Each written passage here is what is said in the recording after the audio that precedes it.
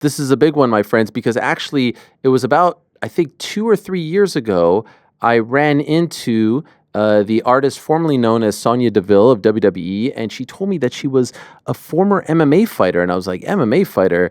I had no idea. I mean, obviously, I knew her from the world of professional wrestling, and then did a little research, and all of a sudden, I come to find out 2-1 is an MMA fighter, amateur fighter as well. Had a great run in WWE, and earlier, well, not this month, last month now, found out that she was going to part ways after 10 years. So, wanted to talk about her great career, what happened, where she goes from here. She is kind enough to join us in studio, so let us say hello to Daria Berenato. There she is. Formerly known as Sonya Deville. How are you? I didn't know you were going to remember our last meeting. Oh my gosh. Yes, absolutely. It stuck with me for, well, talking to the microphone. It stuck with me. I think it was either in St. Louis or in San Antonio, Royal Rumble. Royal Rumble, yep. You were with Liv. Yep.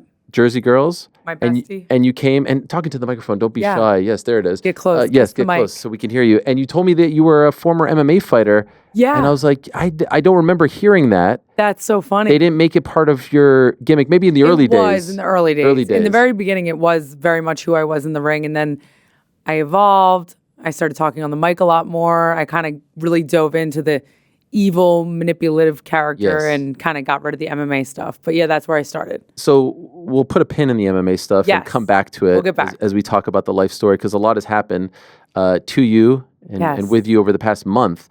It's almost been a month. I think February 7th. Yeah, my contract ended the 20th. The 20th of February. Oh, wow. Yeah. So what happened? So it was coming to an end and you guys parted ways. So we were negotiating. We were in talks to sign a new contract. I was completely under the impression that it was going well and we would sign something. And then, I was on a trip with my daughter, cheerleading competition, and I got a phone call from the powers that be, and they were like, hey, we're going to go our separate ways. And I was like, oh, I was kind of surprised, I'm not going to lie. And I was like, is there a reason? And they were like, no, creatively, it just hasn't worked out. And we're going to go our separate ways. What does it feel like to hear that? 10 years, right? Yeah, 10 years. So it was crazy. Initially, it was shock. I was like, what the hell? I did not expect that. And not even an inkling. No, I mean, I had like feelings over the last like year or two. I tore my ACL and then I came back from the injury.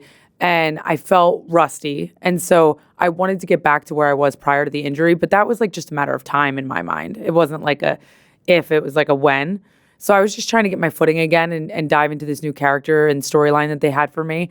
But not really, no. I mean, I had been there 10 years. I had great relations with everybody. And so I really saw us renewing the contract. And then after the shock wore off, I was kind of just like, okay, this is the end of a chapter. It's the end of an era. It was a decade long.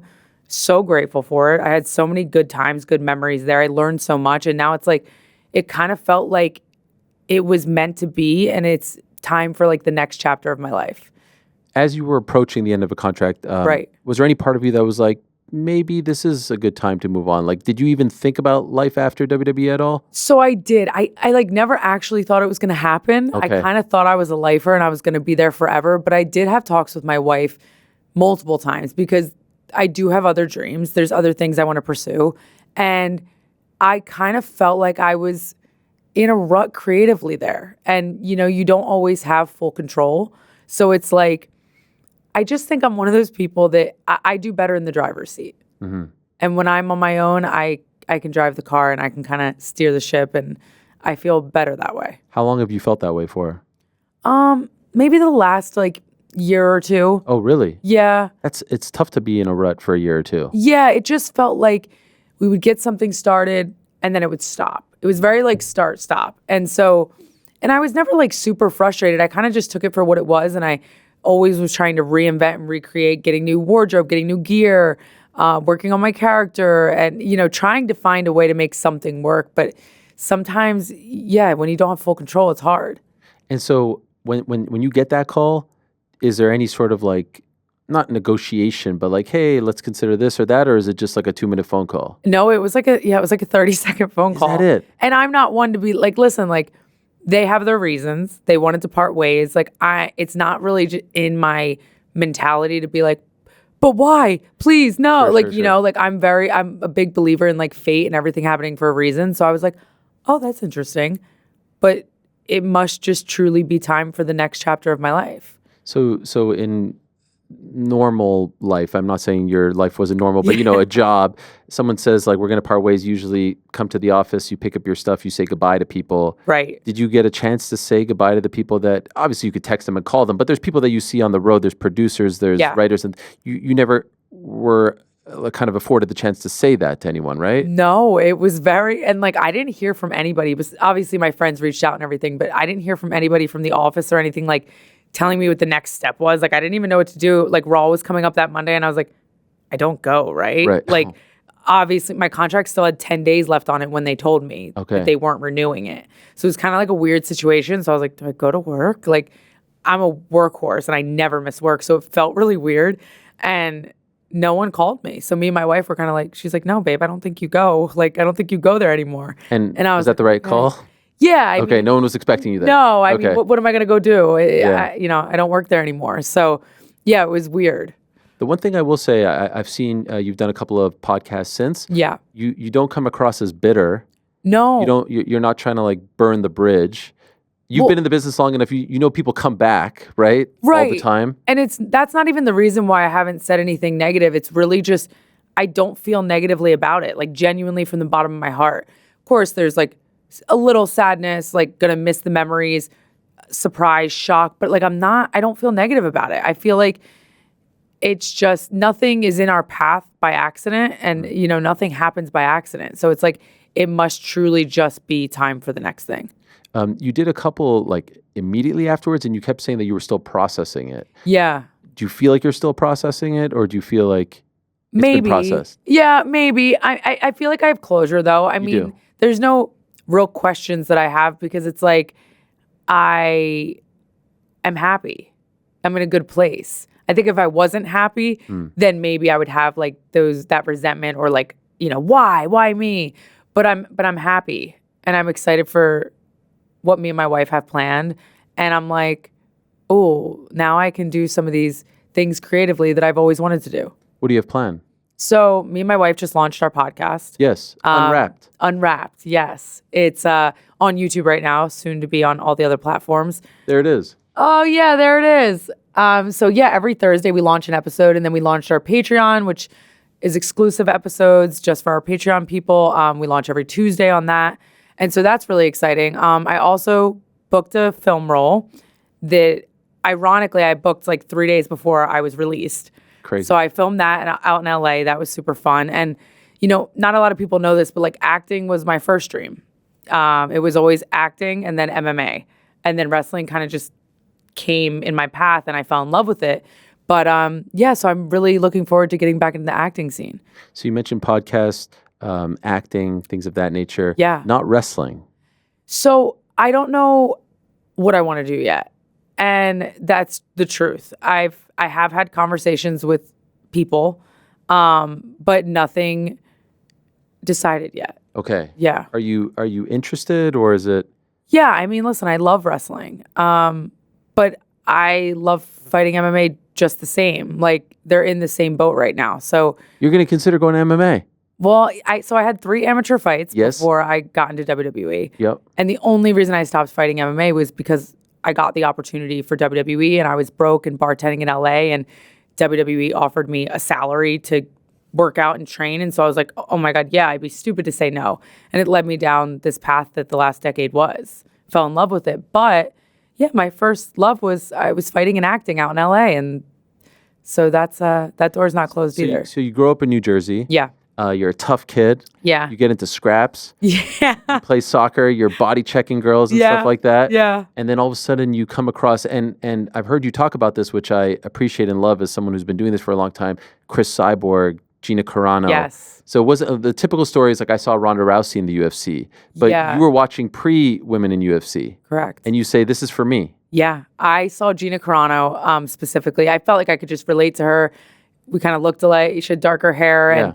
And she was just this incredibly strong woman that was kicking ass and looking beautiful. And I thought it was so cool. I think I watched, like, you interviewed her back in the day. Yes, I would watch your interviews with her and all her interviews. And I was just like, that's what I want to do. That's me. How old are you at this point? I was 15. Teenager, okay. Yeah, and that was before women were allowed to fight in the UFC. So it was like Elite FC. What were the other ones? Strike Force. Yep. Yeah, and I went to a Strike Force fight. It was supposed to be. Do you remember when Gina was supposed to have her last fight? Yes. But then backed out. Yes. Never had her last fight. It was the one in New Jersey. No, it was in Dallas. Dallas, you're right. Dallas. You're 100% right. Yes. Yeah. You went to that? So I went to that. June of 2011, I believe. Yes. So I graduated high school June of 2011. Yep. I packed up my car, shipped it to Florida, and me and my mom flew to Dallas, Texas to watch Gina fight. And then it got canceled. Daniel Cormier was on that card. Yes. Josh Barnett, Brett Rogers. Yep. It was a great card. Yes. But I was so excited to see Gina in person, and then it didn't happen. And so I moved out to South Florida on my own to train with American Top Team. That's crazy. Yeah. You're 17, 18? 17. And your mom's okay with this? My mom's like ride or die, very supportive. My dad was like, "What are you doing?" But I told my dad I was going to college. So I went to a community college. Oh, you didn't tell him about the ATT part? No. Really? No. Okay. He knew I was training MMA down in Jersey. And then if I would have told him I wanted to move to Florida to train MMA, he would have been like, no way. Like, my daughter's getting punched in the face for a living. Like, it's not happening.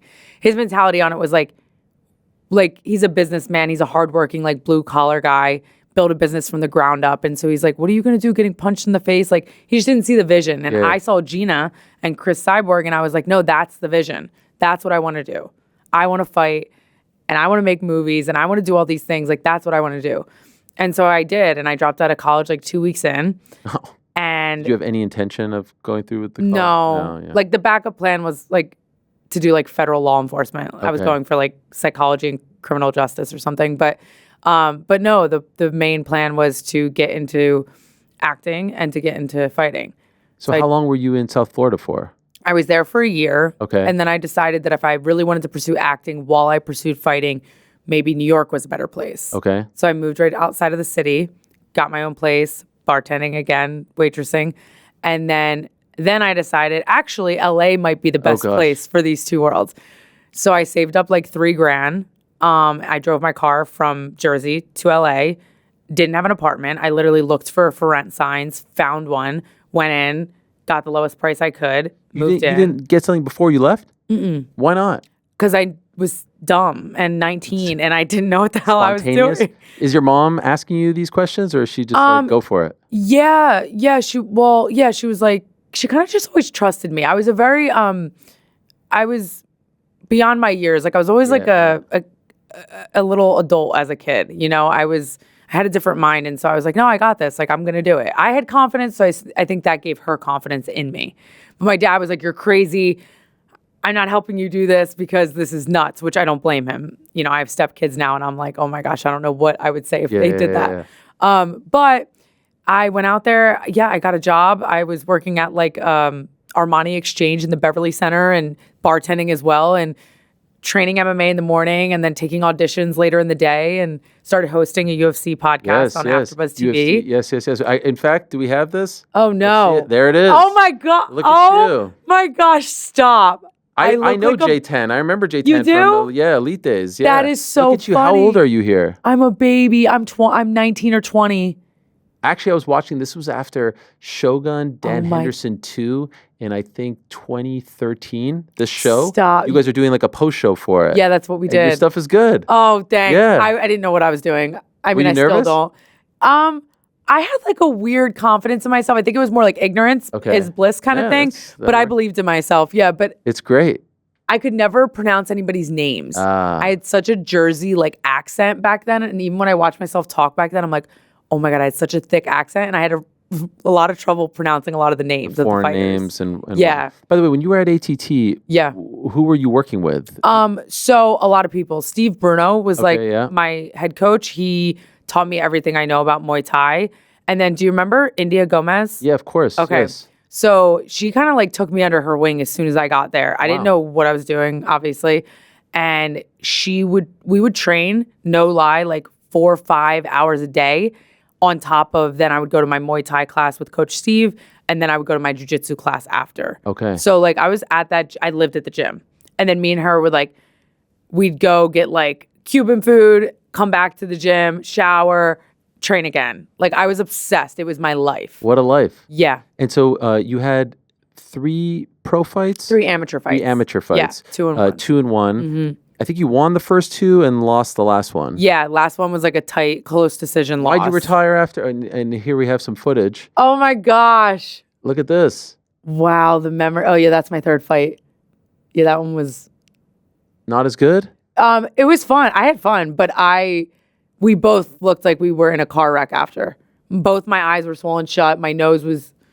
I remember University of MMA. It was a great concept in California. It was for amateur MMA. Right at the live. Yes. Downtown. It was really cool. And so why didn't you stick with it? So it was only because WWE called. Oh, really? You were planning on? Oh, 100%. I had a title fight, an amateur title fight lined up the same week that I had to fly to Orlando for the Tough Enough tryout. Okay. To be on WWE Tough Enough. And is it accurate that this all came about through Maria Menounos? Yeah. That's wild. It's crazy. So you're friends with her? So, yeah. Like I know she officiated your wedding, but like you're friends with her at the time? Yes. And how are you friends with her? The UFC AfterBuzz show. She owned that network. Oh, really? So AfterBuzz is crazy. Her and her husband Kevin created AfterBuzz. Okay. Which is a bunch of after shows on different TV shows and sports. Yeah. And so I met them there.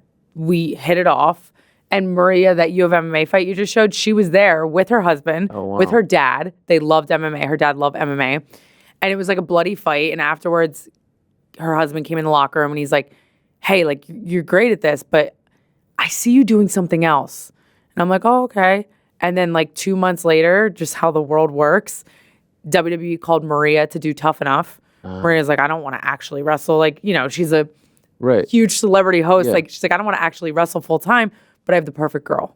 Wait, they wanted her to wrestle? They wanted her to be on Tough Enough, which is like a reality show to get into wrestling. Yeah.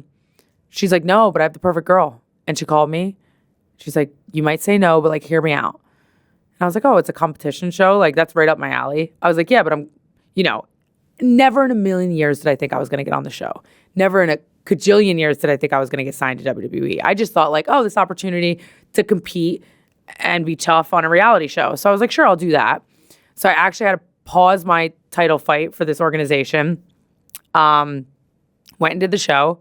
Got on, was shocked. I was like, I don't know how that just happened. Did you know anything about wrestling? No. You didn't follow it? You didn't watch it? Nope. I mean, I studied as soon as I got the opportunity. But like, no, I mean, as a kid, no, teenager, you were just unaware of it or didn't like it? So my mom watched Total Divas. My mom always watched reality TV. So I watched a couple episodes of that with her, and I thought it was only acrobatic. And I was like, I don't do backflips, so I can't be in this world. Not realizing there's so much more to it. Right. But I always thought it was very cool when I saw it on Total Divas. And then when I got hired, ironically, it was when they were trying to legitimize the women's division. Divas era was fading out. They were trying to really get more serious about the women's division being athletes. And so I was the first MMA fighter they signed ever in the women's division. And so I brought something different. And I was like, oh, I don't have to do backflips. I can punch people, kick people in the face. Was it hard to retrain your brain to like pull the punches and pull the kicks and things like that? Or yes and no. At first I was definitely like rocking people, but I had such a good coach at the Performance Center, Sarah Amato, and she was just like, you can't kill people. And so I would practice like on the punching bag, like pulling my punches and stuff. And I got the hang of it. Did you like it right away? Yeah, I loved it. And were you okay? Because an MMA fighter or someone who wants to be an MMA fighter would be like, I don't want to do the fake stuff. Well, that was my initial thought. Okay. I was like, I'm not doing this fake stuff. And then when I looked into it and once I went to the tryout and saw how intense it was, I was like, oh, it's not fake at all. Okay. It's rehearsed and it's predetermined, but it's not fake. Like the physicality is very much real. And so once I saw that, and listen, like I always wanted to act, I always wanted to fight. And now here's this world that's performance-based fighting. It was like everything I wanted to do, just in a different way.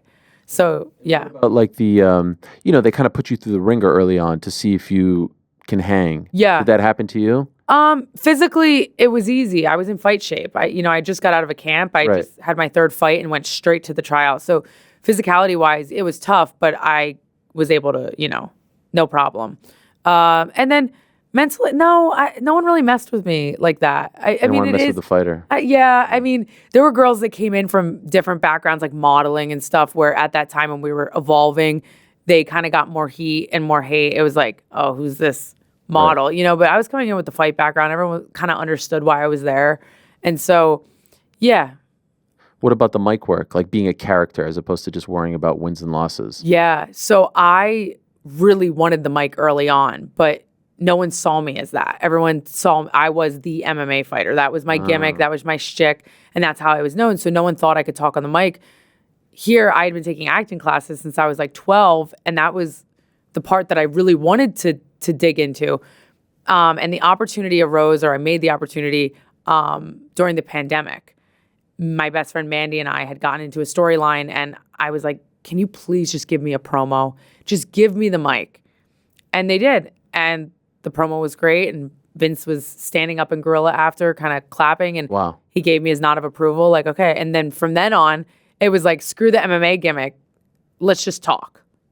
And so that's how my character kind of evolved. And we'll get into that. By the way, what is that like when you finally get that It was nod? The best feeling ever. Yeah. Honestly, it was such a long time in the making. I had already been in the company for like 7-8 years at that point. And I really just wanted to show my personality. I was always just like the angry fighter. And I really wanted to have like more depth in that. And so that storyline allowed me to do it. And having no fans, I don't know if it was less pressure on them. Like, all right, give her the mic. Like, no one's here anyway. And yeah, and I wrote that promo myself. And I was so proud. And I knew it was going to come out good because a lot of it was like derived from true feelings that I had at that time. And so it worked. And yeah, I was super excited. When you say write it yourself, is that not common? It is and it isn't these days. Like, it depends. The writers will always write you something. But if you feel passionately about something and you're like, listen, like, I want to add to it, I want to edit it, you can, and give it back to them. And they'll either be like, no, go the direction I told you to go, or yeah, go ahead, say that. You know, like, it's half and half. It just depends. But for that reason, I don't know why they trusted me that time. And they were like, yeah, that sounds great. Go say it. I'm wondering, was the leash a little bit longer in the pandemic because you didn't have to worry so much about fan reaction and whatnot, so you can maybe take risks and allow you guys to spread your wings a little bit more creatively? I think there's something to that. Yeah, because there's no crowd regardless. Right. So, and you know, we're kind of plugging in the crowd noise, so it's kind of like whatever we want to happen can happen. But yeah, it was even after the pandemic, things started changing and getting a little more lenient, where like creative energy was kind of dispersed both ways. It wasn't just like a one-way street anymore. I thought you were phenomenal as GM. Thank you. I thought you played that role so perfectly. You dressed the part. Like, thank you. It was so common to just see like an older guy as the GM. Right. You know, dating back to the Bischoff era and whatnot, Paul Heyman, etc. And even now, it's two guys, and they're great. But there was something so unique about your look and the fact that you were a female and that you were young, you weren't past your prime or anything like that. Right. Whose idea was that initially to put you in that spot? This is the craziest story. So the incident had happened in my home, the attempted kidnapping, and they had told me to take time off. I didn't want to take time off, but I guess they were looking out for me, and they were like, just sit home for a little bit. So that's why we switched the ending of me and Mandy's SummerSlam match. It was supposed to be hair versus hair, and we all kind of decided like maybe that's like a traumatic move to happen right now, because I don't know, I can say anything I want now. I was supposed to be shaving my head. Oh my. And that was going to lead to a big character turn. And were you okay with that? I became okay with it. I was not okay with it at first, but I was like, you know, they had promised me great things after it, and they were like, it's going to lead to this badass character on the other end, and we're going to really push it. And so I was nervous, but I was down. But once the incident happened in my home, and I had to go to court and testify, and we all kind of just decided, like, this is probably not the greatest timing for this move. And so this is a crazy story I've never told, actually. I walked into the production meeting room the day or 2 days after the incident. They were, like, scrambling. They were going to cancel me and Mandy's SummerSlam match because they thought maybe, like, we wouldn't be up for it. And I walk in the production meeting room. I didn't realize they were in the middle of the meeting. So there's like 30, 40 writers, producers, Vince, everybody in there. So I like crack the door open and I'm like, oh, I'm sorry. And Vince was like, no. He was like eating a sandwich. He's like, no, come here. And I went up to the front and I was like, sorry, I didn't mean to interrupt, but like, I just have to say something. And I didn't know I was going to be saying it in front of the entire production meeting room. I was hoping just to talk to like the head writer or Vince himself by himself. And so I ended up giving like a speech to everybody. And I was like, listen, like, I don't want what this guy did to dictate my career or my future. And it kind of pisses me off that that was the guy's intention. So I'm wrestling at SummerSlam, one way or another. And Vince was like, okay, what do you want to do? And I was like, I don't know. It's got to be better than hair. Like, we have to make it equally as exciting as hair versus hair because I don't want the fans to be disinterested now because they're waiting for that. Right. But I don't know. Let me think on it. He's like, okay. And then I left. And then me and Mandy brainstormed and we were like, why don't we do Loser Leaves Town? That's dramatic, right? One of us has got to leave. We'll come back. So we planned this whole thing for me to lose and come back crazy. And it was like this whole plan.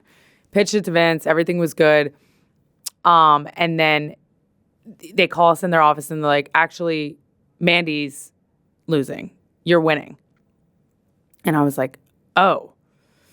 And Mandy was kind of upset because she was like, oh, I'm the baby face here. And you've kind of been like kicking my ass the whole time. And I was like, yeah, I kind of saw her point. And so we actually went and got the finish changed. Wow. For me to lose. Wow. And it was my decision. And I went in and I got it changed. And then, so then, yeah, I had time off after that. Okay. Storyline wise, but also because of the incident, whatever. And then when I came back, I went in Vince's office. We were chatting and about like ideas, what I could come back and do. And I was like, I don't know, but I just got this custom suit made. It's back at the hotel, but I can go get it. Maybe I can just be like a boss, like not Sasha Banks the boss, but like, you know, something like that. And he's like, yeah, go get it. So I go get the suit. I come back in his office in the suit and he's like, that's it. You're going to wear it tonight. You're going to walk down the hallway and I'm going to have people lined on both sides and you're just going to look at them. And that's all he told me. I didn't know that his plan was for me to be with Adam Pearce or be GM or any of that. He just said, walk down the hallway in the suit. I didn't even know, I didn't know anything else. So I walked down the hallway in the suit that night. That was it? That was it. And then what happens? And then as weeks went by, they were like, I think we're going to start having you do some stuff with Adam Pearce and you're going to kind of be like an assistant to him. And I was like, okay, well, what's the end game? And I always hoped the end game was like, obviously me and Adam Pearce aren't going to have a WrestleMania match. Right. But like we would get into some sort of thing and maybe he could run Raw, I could run SmackDown or whatever. But it didn't kind of go that way. I was just kind of with Adam Pearce for a while, as you saw on Raw and SmackDown. Super fun. And then, eventually got out of the role and went into a story with Bianca. I thought you were so good. And I always wondered if you wanted to do that, if you were okay with that. Because for a long time, you weren't actively wrestling, right? Yeah. No, I missed wrestling. Yeah. But I liked that role. I just wanted the role to have a little more depth and personality. Like, I wanted her to be a little more, like, puppeteering and, like, manipulative. And I was hoping the angle that I got into after the GM thing was something big and meaningful because I had so much heat. People hated me because I was abusing my power to an extent. So I was really hoping the angle coming out of that role would propel me into that kind of top of the card. Why do you think it didn't? People have said they dropped the ball creatively. And I'm never one to blame creative because you are in control of your own destiny to an extent. But I don't know. I don't think they were ready to put me there yet. What do you mean by that? I don't think they were ready to put me at the top of the card yet because there was such a good built-in story there. Like I had been nagging the stuff with Naomi and then with Bianca. Like it was so good. The heat was there, but then we didn't get the opportunity to have like the big angle coming out of it. And so like when you're, one thing that's obviously for the audience, for myself, that's fascinating about this world compared to MMA, like you are in charge of your destiny, but you're really not, right? Right. Like there's the meritocracy only goes so far. Right. And so when you think it should go X, Y, and Z, and it's clearly not going in that direction, how does that not become demoralizing? How does that not? You know, because I don't know if I'm just so like diplomatic, but I'm like, it's a business at the end of the day. Yeah. They have hundreds of people to worry about. Like not everyone can get that focus all the time. Like it's kind of like an ebb and flow and people's turns come at different times. It's all about timing. So I get it. Like I get it. I get how things can slip through the cracks. I get how things can be not prioritized all the time. I wish at some point I would have gotten that singles run. But at the same time, like I get how it didn't happen. Hey there. Sorry to interrupt. just want to remind you, if you haven't already, please do hit that subscribe button. We would appreciate it very much. And while you're at it, give us a thumbs up too. You know, we've got live shows, interviews, clips, and a whole lot more going on this here channel. All right, now back to the show. How do you not become consumed by like the politics of it all? Because, you see this person getting by and maybe you think you're more deserving or better, more talented. How do you not fall into that? Because as a fighter, you win fights, you're going to fight for a belt. They can't deny you. Here, there's so much more that comes into play. So did you ever find yourself getting consumed by it? No, I'm like the worst politicker in the world. This is great. I'm the worst. So you're perfect for this world so that it doesn't consume you. No, because I'm not good at it. I can't do it. You can tell if I'm lying. You know if I'm bullshitting you. Like, I'm a straight shooter and I just don't have that in me. So when I would see it happening, like sometimes I'd be like, man, I wish I could schmooze that person as well as I just watched that person do. But I don't have it in me. Like, I am who I am. If I don't like you, you can tell. If I like you, you can tell. Like, and that's just what it is. So, and also like, I'm not flirting with anybody. Like, they all know I'm gay. Like, I have a wife. Like, so not saying people do that, but in the world, people do that. So I just didn't have any of that. I didn't use any of that. I just was me. And I was like, take it or leave it. That's another, at least to me, very unique part of your story. You essentially come out via Tough Enough, right? Yeah, on the show, yeah. And yet, you're a pioneer in this regard. In MMA, it's like, it ain't no thing. Yeah. You know what I mean? Yeah. Why is it, and maybe there's just, there's no one there who is, but. I don't know. Like in MMA, we celebrate it, we talk about it, and in wrestling, that doesn't seem to be the case. I've never thought about that, to be completely honest. I don't know.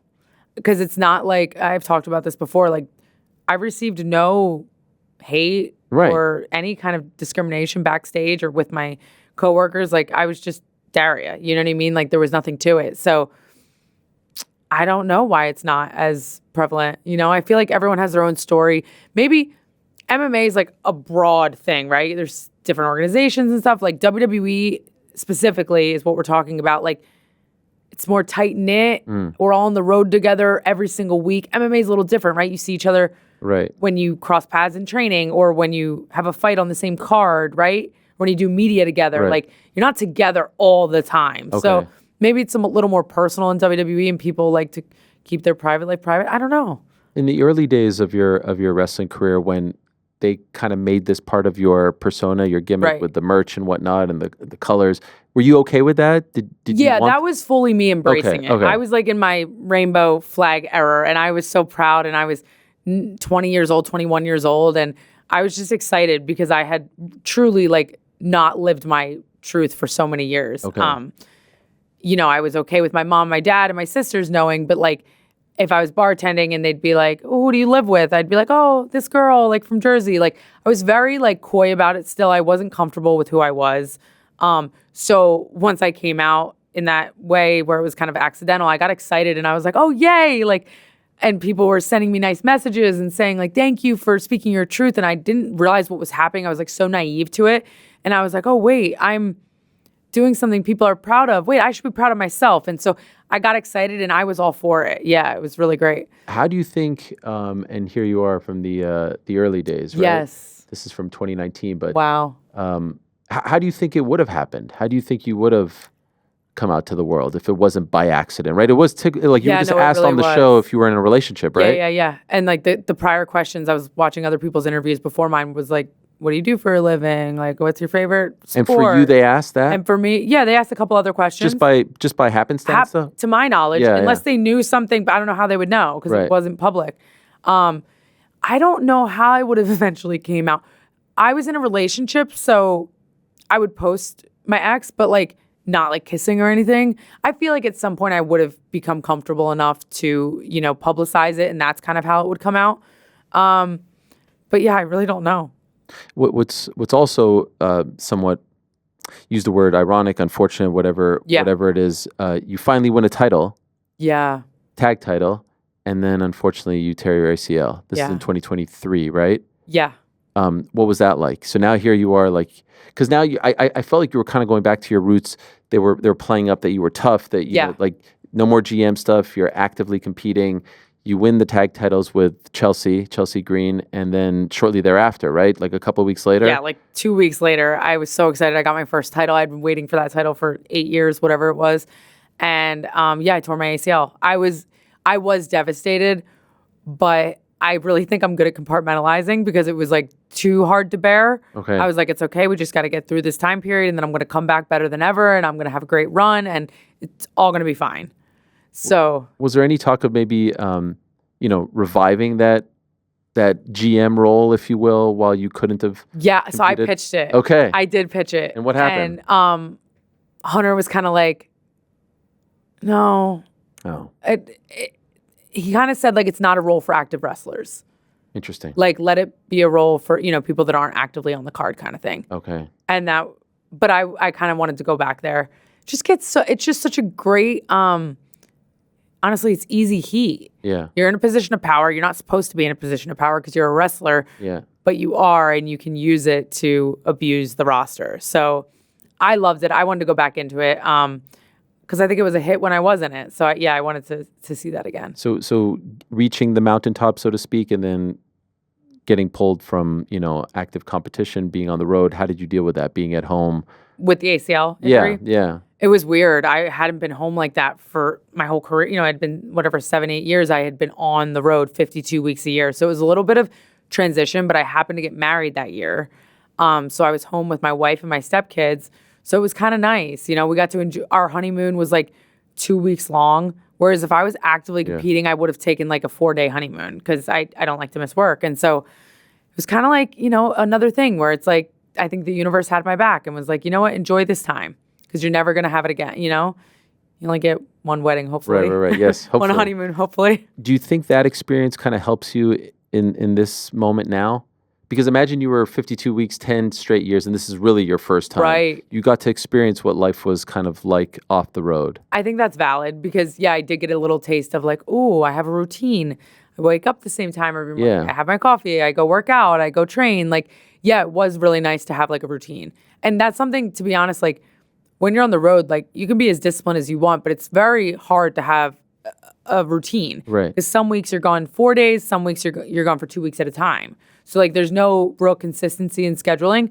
Whereas now I get to kind of do what I want when I want, which is like a beautiful thing. So it's like, my days look like working out, doing my auditions for television and film, and doing the podcast with my wife. When you got back, when you were cleared, when you were healthy, did you feel like you needed time to get in the mix? Was it a easy transition being away for so long? I was good, like mentally. It was just more physically getting my knee and my body to do what it used to do. Mm-hmm. And I was training at the Performance Center, and a lot of people don't know this, but I actually had a talk with Triple H, and we were talking about how I was rusty in the ring, and I was like, "Sir, can I got you. Like, say less. I'm going to go to the Performance Center and I'm going to train." And they supported me in doing that. So I actually lived in Orlando for like 2 months. Oh, wow. And was training at the Performance Center every single day. And while I was injured, I moved to Orlando for like 4 months because my rehab in Jersey wasn't coming along that well. And so they were kind of like, "Do you want to go to the PC instead?" And I was like, "Sure, if that's what you need me to do." So I really was in Orlando for like 6 months over the last 2 years, trying to be the best that I could be, which is why I think I have so much peace right now, because I'm like, well, then it was gonna happen how it was gonna happen. It's not for a lack of effort. It's not for a lack of, work ethic or anything like that, or even talent. That's just what they wanted to do right now, and it's not in my hands. By the way, being, a wrestler in the Triple H era as opposed to the Vince era, what is the difference? What is it like?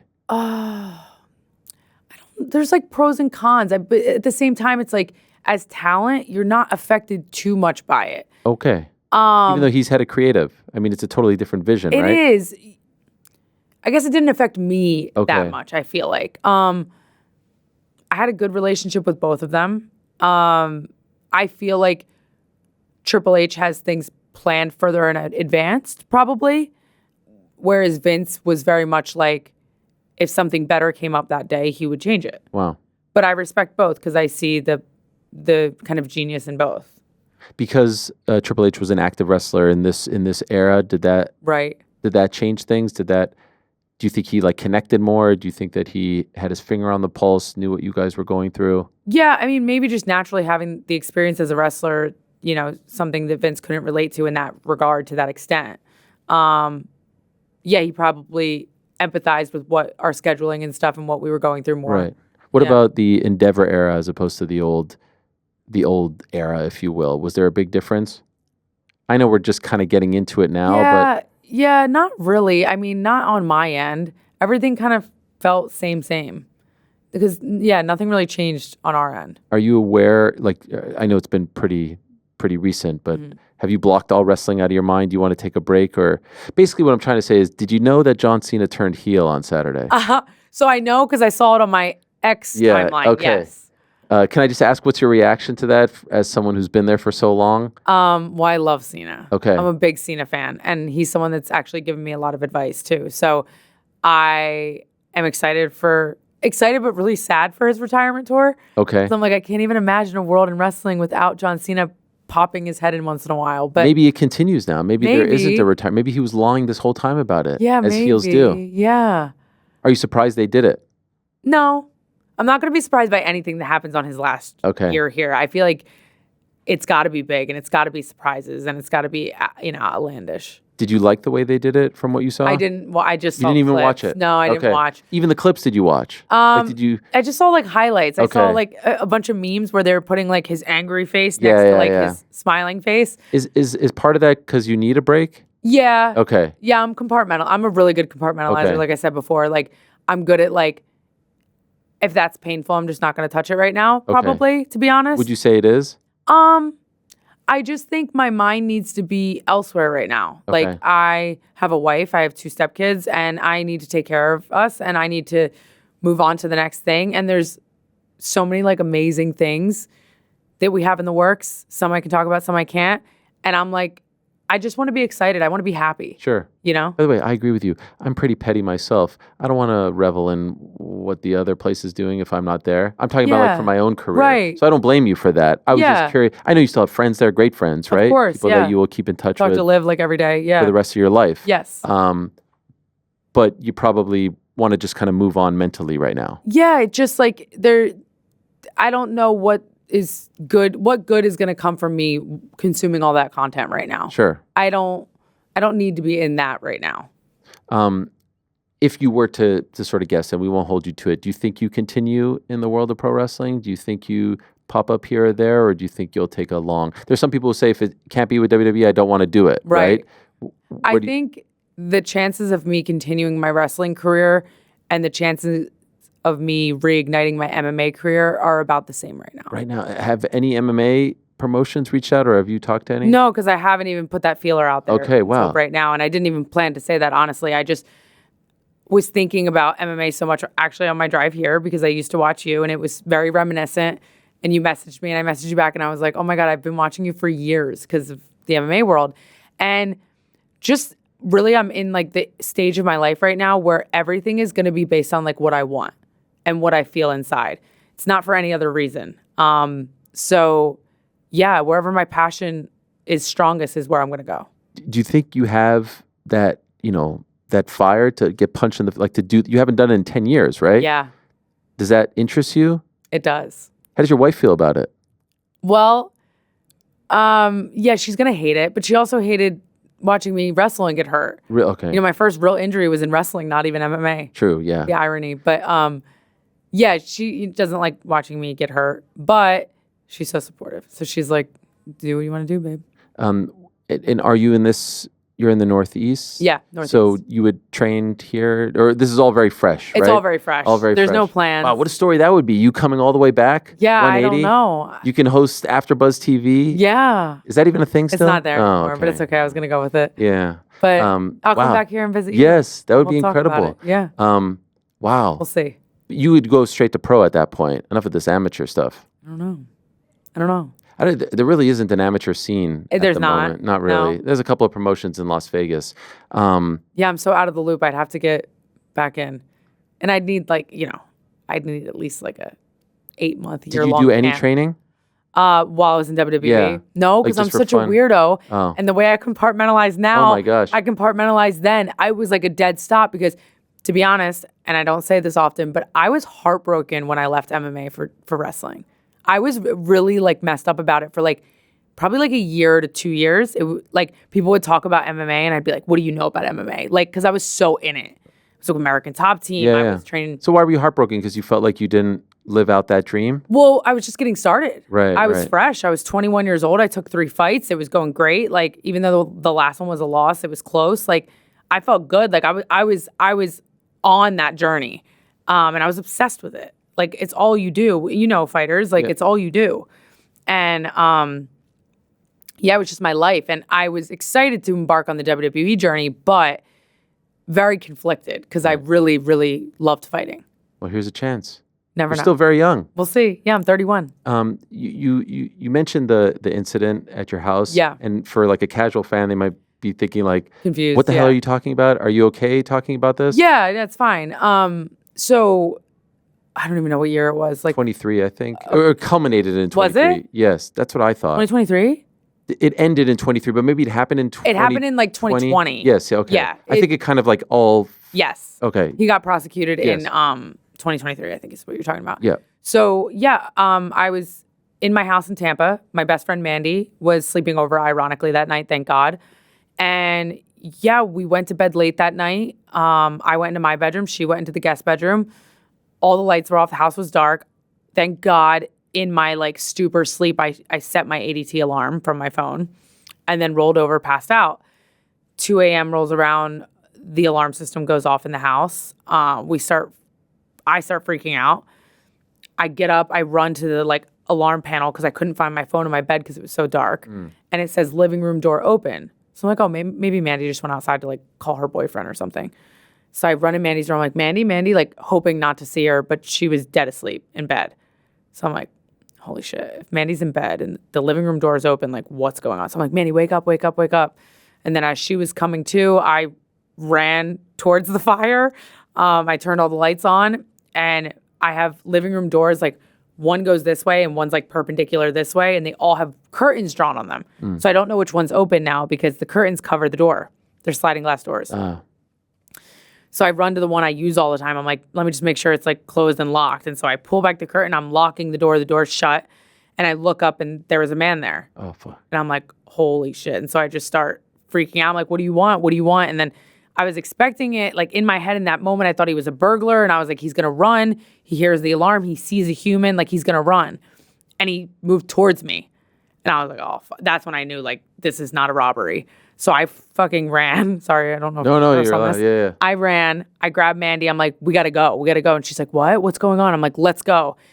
She luckily had her car keys because she was blocking me in. We ran out my garage, sped away. The cops came, found him still in my house, tackled him, arrested him. Sure enough, he was a fan from South Carolina that had driven all those hours to Tampa, staked out the house, army crawled through the wetlands behind my gated community to get in, and then camped out on my lanai for like 5 hours watching us watch TV, watching us go to bed, then waiting. He planned the whole thing. Wow. You can read more about it online. But yeah, essentially it was the craziest thing ever. And that happened like 3 days before SummerSlam. And turns out he had been messaging me for years prior, and he actually messaged me that night. I didn't see any of the message. They were in like the request folder on Instagram, you know. And the message that night had said, "I'm here, baby, on your pool deck," or whatever he said. "I'm coming in and I'm gonna kill that girl in there with you," or whatever. And Jeez so Louise. he had like been had I read my DMs, Yeah. he had been like telling me his play-by-play. Holy shit. So just like a crazy. crazed stalker fan. Yeah. And they came and found him in your house? Like when you called the cops, he was just there? So ADT called the cops naturally, Yeah. thank God. I'm like, How long did it loyal take for them to ADT come? for the rest of my Yes. life. Shout out. Like I don't know, 5 minutes maybe. Like they were there fast. Okay. So we pulled out, and the only reason, by the way, he already had the other living room door open. The only reason he didn't catch me when he ran, because he ran after me. I had indoor cameras that caught it, and the footage is online somewhere. But when I ran to go get Mandy after I saw him, he ran in after me, but he had to cross through the curtains. So by the time he crossed through the curtains, he had like a blind spot for a minute. He thought I ran up the staircase, Oh, man. but I ran around the corner behind the staircase to get Mandy and leave. So when the cops came in, he was waiting at the bottom of the staircase looking up with a knife in one hand and pepper spray in the other hand because he thought I was still up there. Oh my God. And do you know what his motives were? Well, his motives were weird. His whole testimony apparently is on YouTube, and I didn't know until a fan tagged me in it and was like, oh, this guy's crazy. And I was like, his whole thing is public. I guess that's how things I work. watched some of it yesterday. Oh, you did? Yes. Oh, okay. I didn't know what you knew, and it's very uncomfortable watching it. Very weird, right? Yes, it's supremely creepy. Yes, but he continues to say, "Do you want to talk about?" I'm sorry. No, you're fine. I mean, okay. Yeah, here goes it. Well, he keeps saying like, if I wanted to hurt her, I could have hurt her. I was sitting there for 5 hours. I just wanted to talk. Yeah. I just wanted to have a conversation. But why does he have these things if he wanted to have a conversation? Well, none of that is true. Obviously, Obviously, if you read the messages he sent for the years he was sending them, and the more recent messages got more and more aggressive, I mean, they're horrible. They're like things he's going to do to my family members, things he's going to do to me in front of my family members. Like his intention was very clear in the messages that he was going to kidnap, hold me hostage, make sure I didn't show up to SummerSlam specifically, which was so weird, and have his way with me. Was there any reason why you? Did you have an interaction with him? No. He was in love with me was his story, and he was mad that I was just into women, not into women and men. Oh God. Because apparently he was into women and men. And I should be too, because I should at least give the other gender a shot. Right. That was, and I'm just reiterating his messages because this is crazy talk, obviously. But that was his kind of point of view. I've seen wrestlers talk about this, the fans who show up at the airport, all this stuff. Is this just something you have to deal with? Because it feels like an awful existence to have to deal with people at 5 a.m., people trying to forge these relationships with you. What you went through is just on a whole other level of nightmare. But was this an isolated thing, or are you constantly head on a swivel? I mean, like the fans at the airport, it's like I like when kids come up to me, I'm all about it. It could be 5 a.m. I could have no makeup on. I look like shit. I'm like, come here, I'll take a picture with you. When it's the grown men that are having you sign 10 of the same photo because they're going to go sell them online. Yeah. That's when I'm like, come on, bro. Like, don't follow me to the airport. Don't track my flights. Right. This is obviously a very different scenario when the person's stalking and, at your house. And I think a couple other of the women have dealt with something kind of similar, but I think this is the craziest. Yeah. And how do you go back to, did you go back home that night? Oh, God. So I thought I was going to be Mrs. Brave, and I was like, I'm sleeping I just bought that house, and I was very proud of it. It was like my first house, and I was like, I'm going back to my house that night. I'm going to sleep in it, and I had all this adrenaline, and I thought I was going to be fine. And then nightfall hit, and I was and I'm not dramatic. I'm not sensitive. I was like, it's fine. He's not there. He's in jail. I was messed up. We drove back to the house. My dad, God bless his heart, he flew right in from Jersey. He got there the next day. So it was just me and Mandy. We drove back to the house. We couldn't even open the front door. Right. I mean, I was traumatized. It was bad. Security came. WWE sent security. Oh my God, I'm going to tell all these stories I've never told before. This is crazy. But sorry for putting... No, it's okay. Cut me off if I'm too long-winded. But No. So essentially, WWE sent security to meet me there and help go in the house and get my stuff out because I needed clothes and stuff to wrestle in. Right. And then they got us a hotel in downtown Tampa, and I was I was so paranoid. I thought that the hotel couldn't even be in my name because what if this guy? The whole concern was he was going to get out on bail. They weren't going to grant a permanent restraining order, and they weren't going to grant, I forget what it's called, but where you can't make bail at all. Okay. They didn't think, the people at Tampa Police Department who were communicating with me were like, he's going to get some kind of bail. I don't know if he's going to be able to make it, but he's going to get some kind of bail. So I was freaking out. I was like, he's going to be loose tonight and he's going to come right back after me. And the cops had made it clear to me that in his interrogation, he made it clear he's not done with me. When he gets free, he will come back after me. So I was freaked out. So I put the hotel name under an alias. Me and Mandy are in the hotel room together. We're scared shitless. We dragged the dresser in front of the hotel room door. Oh my gosh. Okay? Jeez. I'm talking to Vince because SummerSlam's coming up. And obviously he's checking in on me and he's like, are you okay? He's like, why don't you come to the venue? I want to say hi to you. I want to hug you. And I was like, okay. So we drove to the venue. We saw him. Hunter was there. Stephanie was there. And he was like, what do you need from me? And I was like, I don't know. He's like, well, are you going to be okay, like, staying back in your house? And I was like, no, I don't think I can go back there. I looked on my ADT cameras and there was reporters. Oh, God. All over my front doorstep. And I'm like, I can't do this. So I'm like, it's okay, I'll figure it out. And Vince is like, no, what do you want to do? Do you need a place to stay? And I'm like, well, I don't know. My dad's coming down tomorrow. I'll try to figure something out. He's like, all right, well, we'll get you a place to stay if you need a place to stay. And again, I don't know if I'm supposed to say it. I guess I could say whatever I want. It's my story. But Vince rented a house for me to stay in a different part of Florida. For my mom came down and stayed with me. Mandy stayed with me a little bit. Mandy's mom came and stayed. And hired 24/7 armed security. Wow. And I mean, like, these guys had guns on their hips. For how long? A month. Wow. A month. And that's where I went after there, and nobody knows that. But luckily, I got a call from Tampa Police Department a few days later or whatever, and he was granted no bail. I don't know what it's called. Yeah. Whatever. He wasn't allowed to bail out. So then I was safe, but I didn't feel safe. And the next however many months was a whirlwind. I mean, I went and got my right to carry. I was finally moved myself into a high-rise apartment where I thought I'd feel most secure. But You never stayed in that house again? No. Wow. I rented it out and then ended up selling it a couple years later. But yeah, I had like a little 380, like a little tiny handgun that I would sleep with, dresser in front of the door, like in the high-rise apartment, but like just, just paranoia. And do you still feel that paranoia? No, thank God. How did you get rid of it? I don't know. I just went through it. That's when I got my Rottweiler, and then I got her trained to attack. Then I got a black German Shepherd, got her trained to attack, and got every security system, anything you can have, my house has. Okay. So I think maybe I found comfort in taking all those steps. Right. But yeah. And he was sentenced to 15 years. 15 years, yeah. And so what happens after 15 years? I guess he's free. I don't know. Do you allow yourself to think of that? No. Okay. Back to thinking in my little box, yeah. Sure, no, compartlight. Yeah. One thing at a time. But did you ever have a chance to like hear from him, like any sort of, hey, this guy is like mentally ill, or like any sort of closure on it, or no? They originally sent him to they deemed him unfit to stand trial. Oh wow.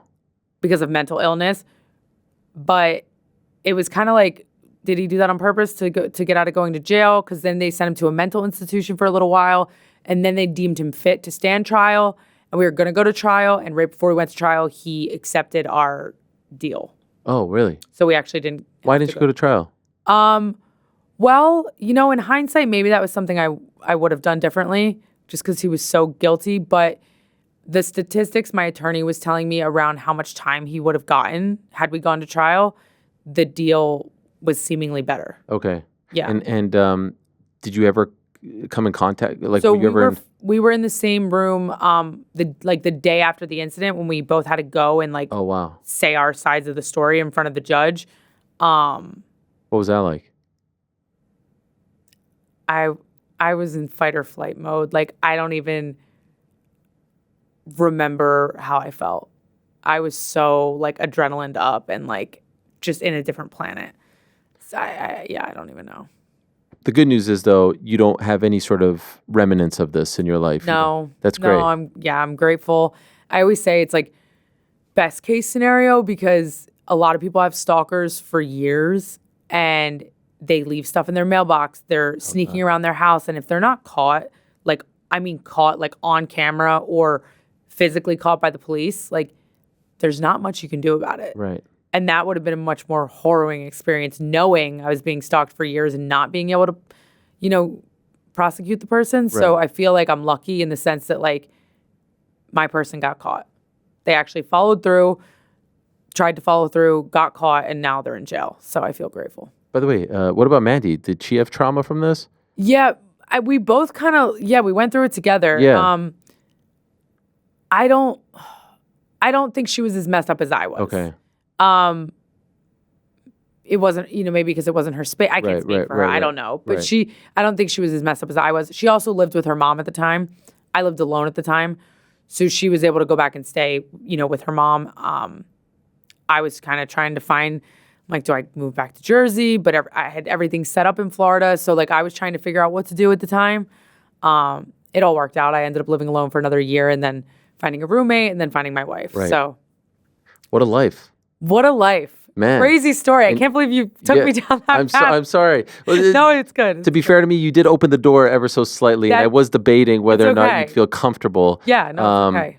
But just for the sake of the audience, I wanted them to understand what you have been through, because it is very impressive how you've come through all of this and overcome it all, and your story is remarkable. Like, most people, I wouldn't say that all of them who get into wrestling kind of dream of it, you know, and you kind of just sort of fell into it and had a 10+ year career, extremely successful with highs and lows. Like, there's a lot to be proud of. Thank you. It's an and you're so young. You can have 5, 6, 7 more chapters in this. I'm excited in this year. And as you know, people come back all the time. I'm sure you're leaving that door open. We always have the people. No, it sounds like you're okay. Maybe not. Maybe you're not coming back. It's not that I'm not leaving the door open, but it's like, it's okay that, like, you guys didn't want me, but, like. Oh, now we're gonna stick it to him. No, it's not sticking it to him. It's just like, it's okay. Like, if they call you in 4 or 5 years, hey, it's the Rumble. I don't even know who I'll be in 4 and 5 years. Sure. So we'll see. Okay, fair enough. You'll be an UFC champion. You never know. Then what weight class would we? I was 115 and 125. Okay, perfect. Yeah. They didn't even have those when Ronda came in. I know. So you were really ahead of the game. Yeah. Well, yeah. Who's your favorite fighter of all time? Is it Gina? Gina. Did you ever meet her? So we DM'd a few times, and I was dying because she answered, and I was like, oh my gosh, my 12-year-old, 15-year-old Daria would have died. Like, but it was when, I don't even know what I DM'd her about, something. And I was like, if you ever want to come to a WWE show, and she was so cool, she was so sweet. Was when she got canceled? Oh, no, I think it was before that. Okay, good. Yeah. Those are bad days. Yeah, it sucks. We still have her, she's right over there. See the Star Wars? Where? Oh, yeah.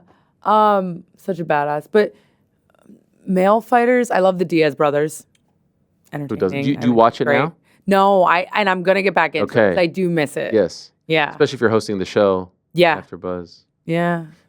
This has been great. Good old days. Thank you so much for coming in. Thank you. Really appreciate it. Congrats on an incredible run. Thank you. I'm so happy you told me about the MMA chapter when we met that one time, because this was always in the back of my mind, but I was always wondering, like, when's a good time to do it? And then I saw that you were, you picked when I got released to do it. By the way, it's easier these days, if I'm being honest, to just go, because don't you have to go through like PR and all this stuff? Yeah. I like going, solo, direct to the source.